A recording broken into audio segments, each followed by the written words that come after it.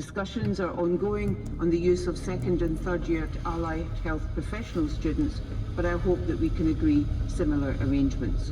And all first year students will be able to undertake paid work if they wish.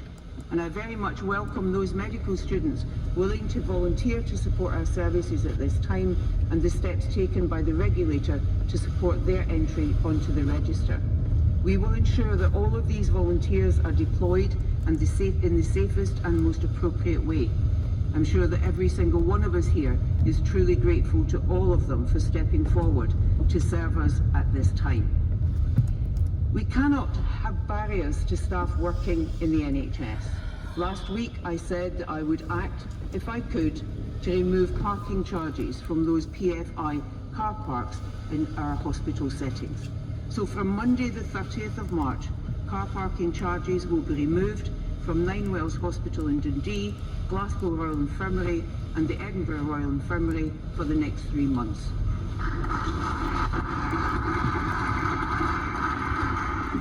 Presiding Officer, given the figures that we know we are dealing with, it is even more critical that we protect and support the people in our communities who are at the highest risk.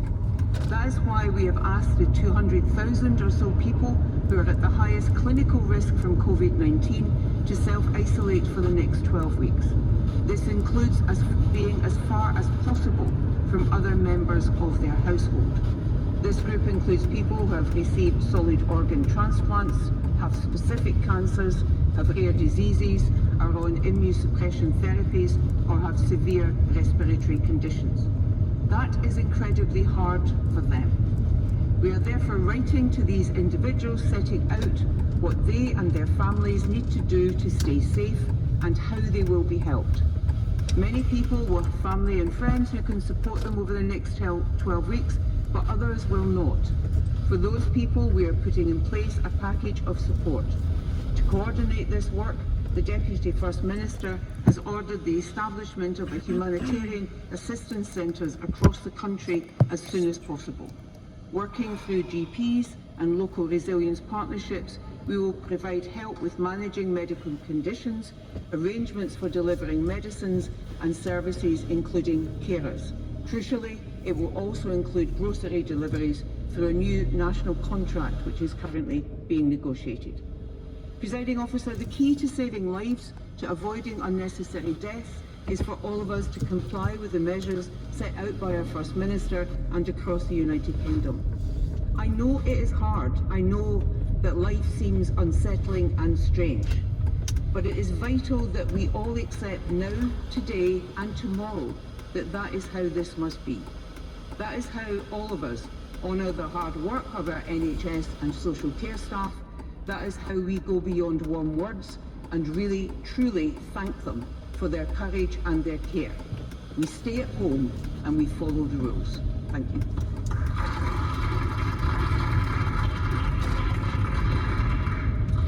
Thank you. The First Minister, the Health Secretary and the other members of the Cabinet who are all present will be willing to take questions now. Jackson Carnell. Presiding Officer, can I, on behalf of my party, add our condolences to the families of all those who've suffered bereavement since last week. As both the Prime Minister and the First Minister have made clear, we are living through a national emergency. The clear duty borne by us all is to accept and apply the advice we are given. Where clarity is required, to seek that clarity rationally. Where detail yet remains to be made public, to accept that that detail will be forthcoming. Our leaders here in Scotland, just as at Westminster, are all applying themselves with every endeavour to steer the country through this crisis. They need our support, our forbearance and our gratitude.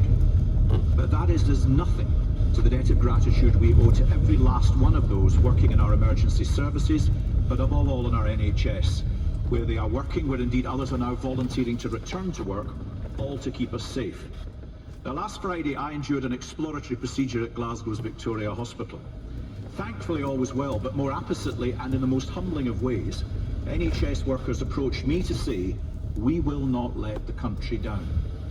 Presiding Officer, I never doubted it, and I'm so very proud of every one of them. But that pride in all those working in our National Health Service, a pride I hope felt by every last man, woman and child in Scotland, deserves to be backed up not just by our words, but by our actions. So let me repeat, stay at home, abide by the guidance given. It's common sense. And while it's true that the problem with common sense is that it's not often so very common, so people should listen and listen good. Stay safe yourself, protect our NHS, and help save lives. Presiding Officer, can I ask the First Minister to do all she can to work in conjunction with the Prime Minister to ensure we achieve the maximum clarity and wherever possible a consistency of messaging? Now, more than anything else, people are seeking clarity, and I know both governments are responding to evolving events, but any confusion in messaging is naturally unhelpful and is a source of many inquiries which could be rendered unnecessary. Today that centres on who should be going to work, and particularly those in the construction sector, with both the Prime Minister and the Secretary of State for Housing, Communities and Local Government giving slightly different, it seems, emphasis on whether or not those in the construction sector